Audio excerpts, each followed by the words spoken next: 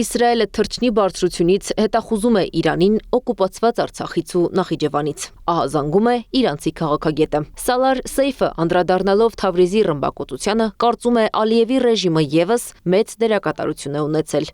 Ռադարի վերահսկողության խափանում 5 Գաբալայի կենտրոնի միջոցով, որը զավթվել է Իսրայելի կողմից։ Իսրայելական անօդաչու թռչող սարքի թռիչք Նախիջևանից եւ Ղարաբաղից դեպի Թավրիզ։ Թավրիզում դավաճան եւ այլախոհ գործակալների կողմից լրտեսական եւ հետախուզական գործունեություն։ Ադրբեջանի օկուպացրած Արցախի տարածքը հարմար է Իսրայելի համար շատ մոտիկից ուսումնասիրել Իրանը, գտնել թիրախներն ու ուղիղ հարված հասցնել։ Այն որ Ադրբեջանի տարածքը նաեւ Իսրայելն օգտագործում է Սարթակ ընդդեմ Իրանի հետախուզական եւ այլ դիվերսիոն գործողություններ իրականացնելու համար դա նույնպես նորություն չէ, ես չեմ բացառում, այո, չորգաներ շատ հնարավոր այո։ Դեռ ամիսներ առաջ Ադրբեջանն օկուպացված Արցախում 3 օդակայաններ կառուցել, դրանցից մեկը Իրանի անմիջական հարևանությամբ էր։ Մի շարք իրանագետներ կարծում էին, այն ծառայելու է ոչ թե տնտեսական կամ ուղևորափոխադրումների համար, այլ ռազմական նպատակներով։